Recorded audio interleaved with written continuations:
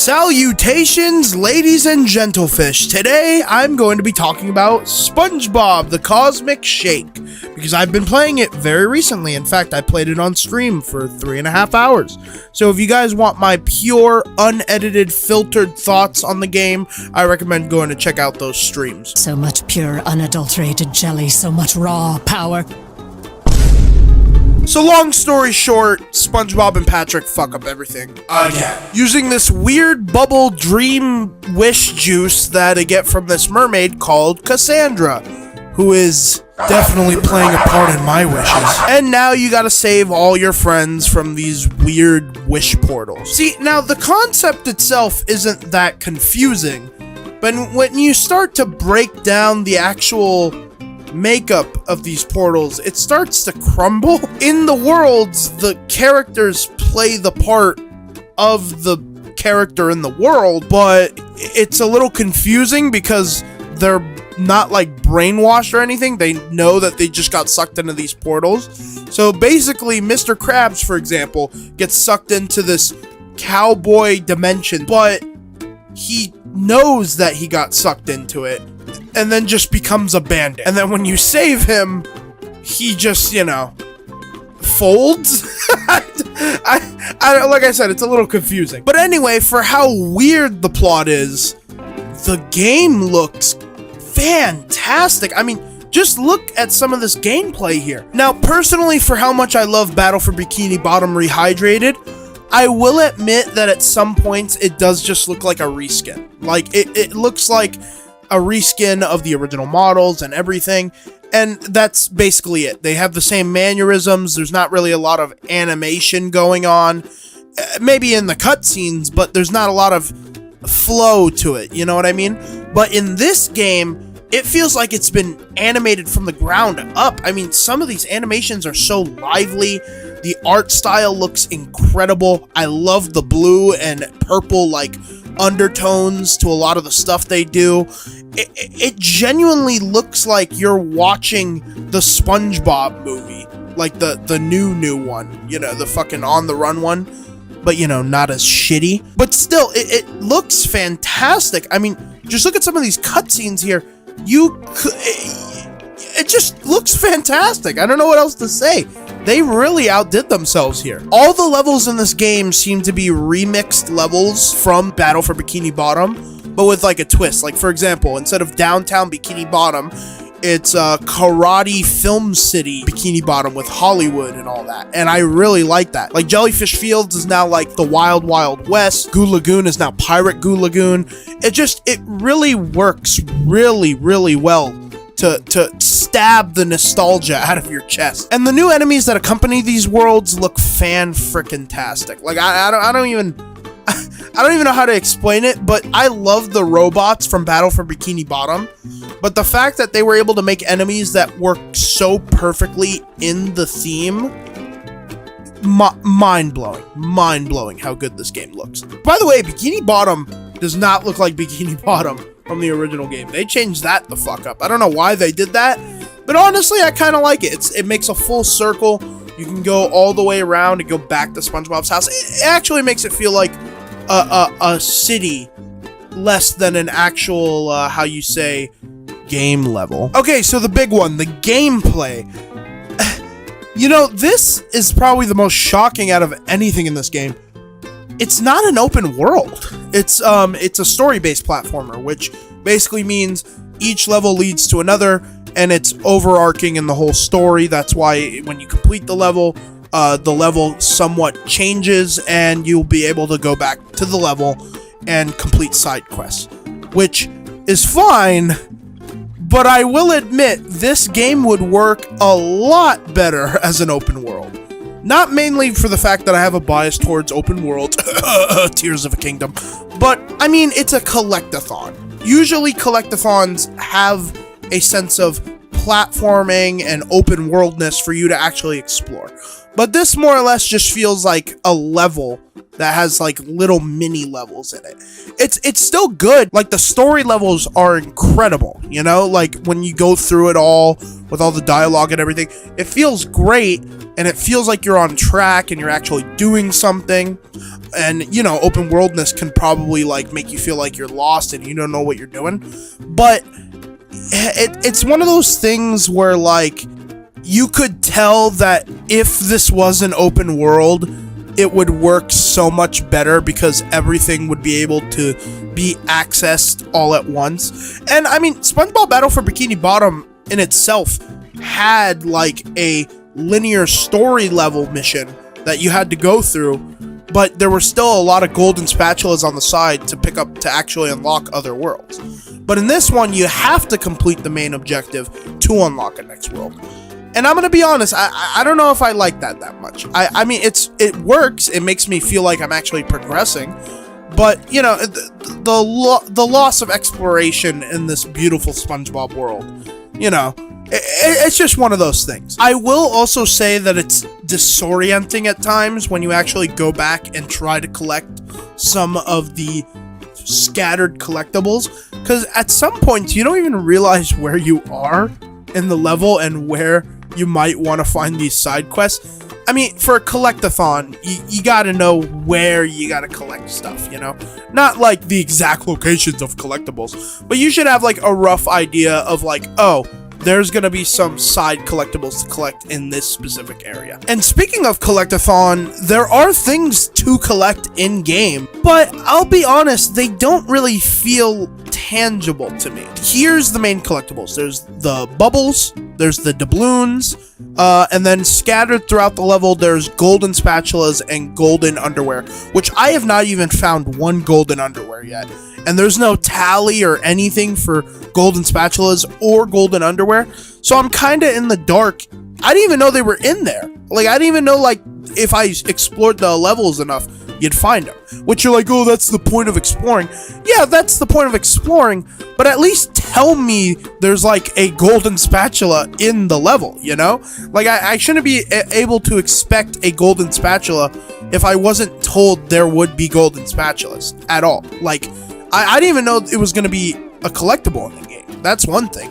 But the actual collectibles they do count, which is the bubbles and the doubloons, are very confusing. It is very confusing to figure out how many doubloons you have. Like, okay, so in the top right corner, there are the doubloons and the bubbles. The bubbles, perfectly fine. It just counts how many you have.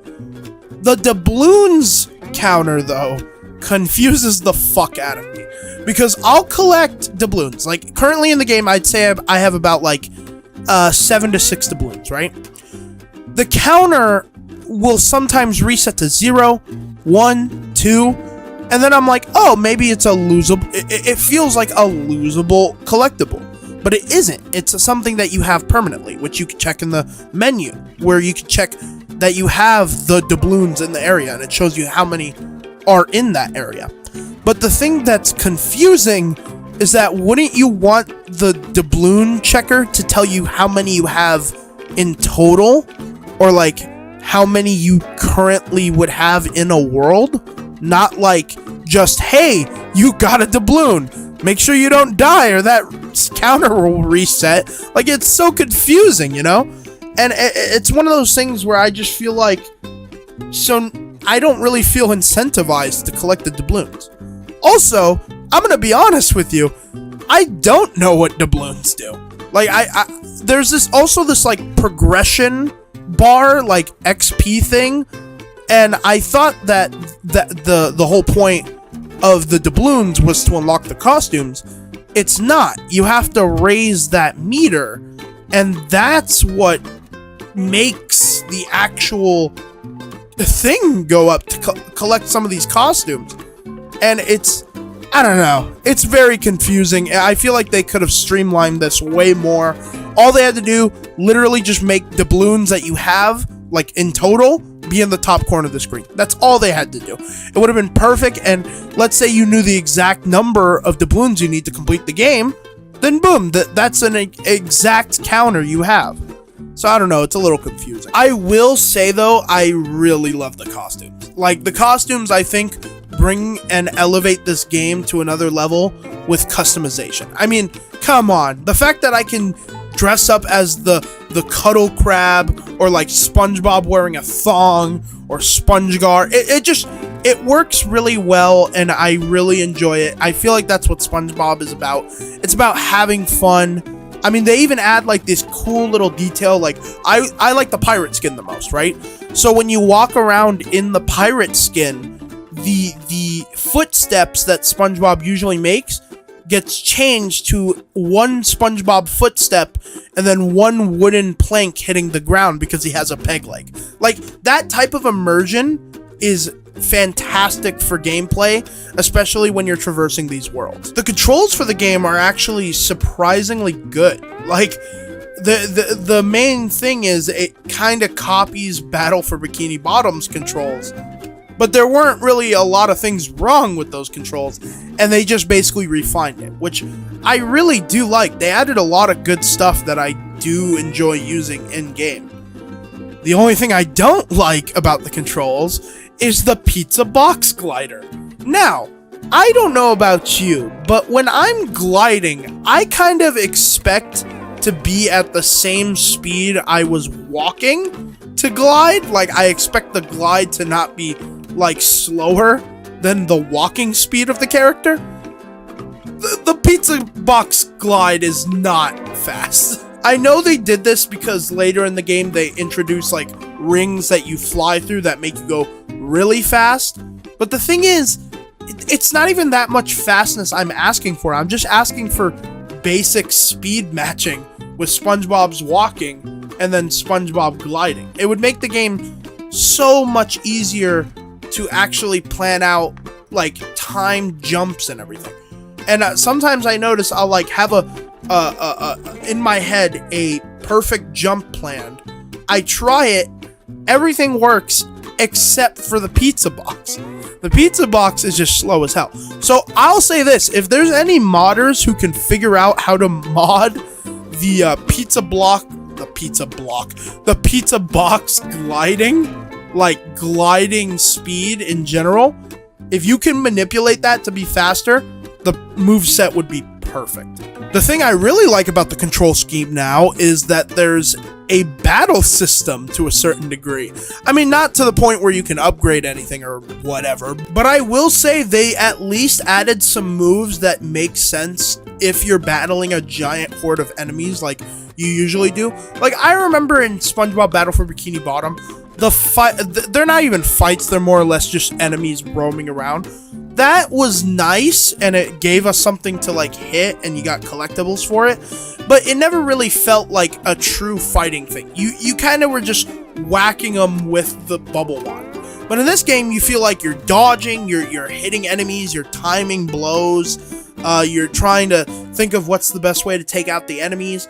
And honestly, I think I really enjoy that because it adds that level of interactiveness in a game that makes you really want to try to get better at it, you know? And I've always thought to myself in these games, like, if SpongeBob had a battle mechanic to some certain degree, it would be kind of sick.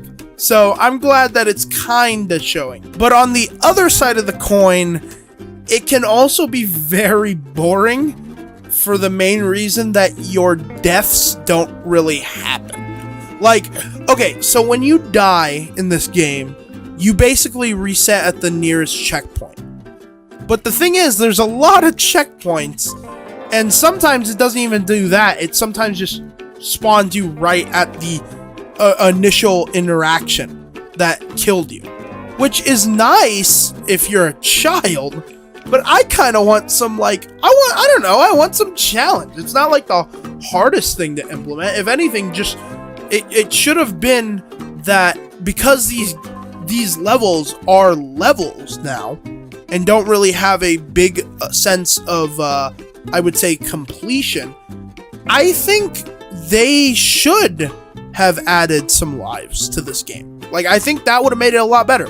Like, let's say you start off the game, they don't even have to give you little lives. They can give you like 10 lives. It doesn't matter. but like make it so when you die like enough times, the level kind of resets. And I think that would honestly make it a lot better, because I didn't die that much. It wasn't hard to avoid enemies and all that. It's just when you do die, there's no inherent punishment for it. Which I don't know, maybe this is me playing Donkey Kong Country 3 for the past 2 months talking, but I kind of want some more challenge in video games, you know? I want it to feel like a genuine challenge. That way when you beat it, you're like, let's fucking go! But I mean, overall, the gameplay is actually really fun, besides those minor hiccups. And honestly, I wouldn't even call them hiccups, I'd just say, like, it's one of those things where you would wish a game to have something, but it doesn't. I mean, everybody has those different preferences, and that's just me.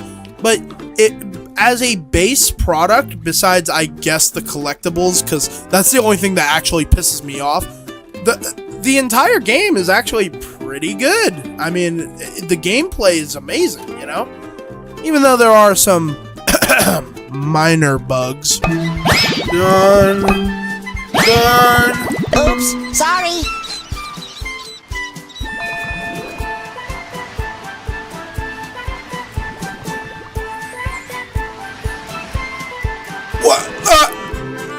Now, this wouldn't be a SpongeBob game if it didn't have that special SpongeBob-y comedy. And, I'm just gonna let this clip play out to prove my point. Be real cool if you could distract them with some of your fancy moves. Ooh. I will make myself extra picturesque.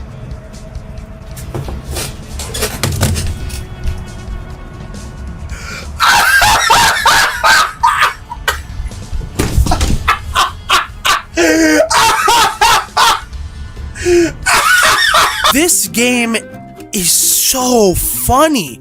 It's just like, okay, I think this might be whiplash from me playing High on Life, because High on Life and SpongeBob Cosmic Shake, although being very different games with very different gameplay styles, they set out to do the same thing, which is to make you laugh. But SpongeBob Cosmic Shake does it so much fucking better, because the jokes work, the references actually play to your nostalgic feeling, and they're subtle, so they make you laugh.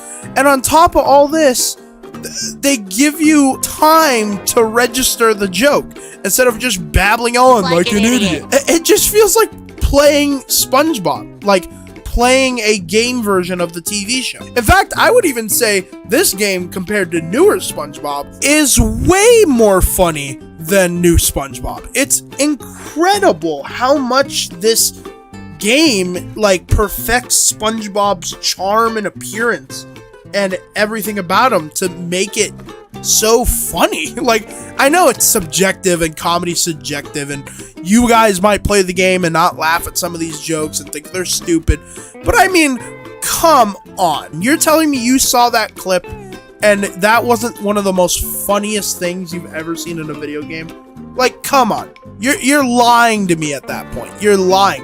Liar, liar, pants for hire. So, my closing remarks. What do I think of the game? Not better than Battle for Bikini Bottom Rehydrated. I'm sorry. As much as I love this game, and as much as this game is a love letter to those games and the show, it's got some things that I cannot say would be perfect, like in a video game, you know?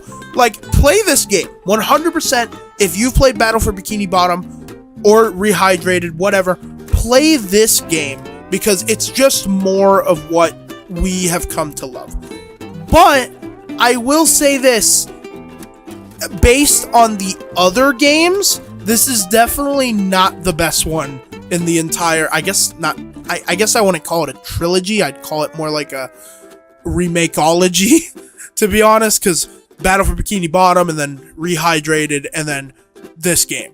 And the Cosmic Shake, I will say this, it is in one of my top games for this year that have come out currently, just for the main fact of its humor, its charm, its gameplay is fun. It doesn't even matter if it's good. It just matters that it's fun, and it is. And, you know, the story may not all be there, but do you really come to watch SpongeBob for plot? You go there to watch SpongeBob say, tire pressure! But despite all that, I do have to say SpongeBob Battle for Bikini Bottom Rehydrated is the best out of whatever SpongeBob game you've played. Because the level of craftsmanship in that, out the get-go, was great, and then just remaking it to be even better proved that that one was just, it was out of this world. So in conclusion, buy this game, play it, it's amazing. It's not as amazing as the first one, but it's definitely amazing. If anything, if you don't own Battle for Bikini Bottom Rehydrated, please go watch my 2 reviews on it. I did a review for the original one, and then I did a Gaming Corner Mini for the second one, which describes why it's better than the original. But that game is amazing. Go play that one first, then play this game, because this game, although not being better than the original, is a loving sequel to the first Rehydrated. So with that, I gotta say thank you guys so much for watching. I hope you guys enjoyed this Gaming Corner Mini. Hopefully you guys enjoy some of this game. I try not to spoil a lot of the jokes in it, because I really don't want you guys to see it through my end and then get spoiled and then have to go play the game. I only just wanted to show you that one joke, because holy Jesus Christ, that was amazing. Alright, I'm talking too much.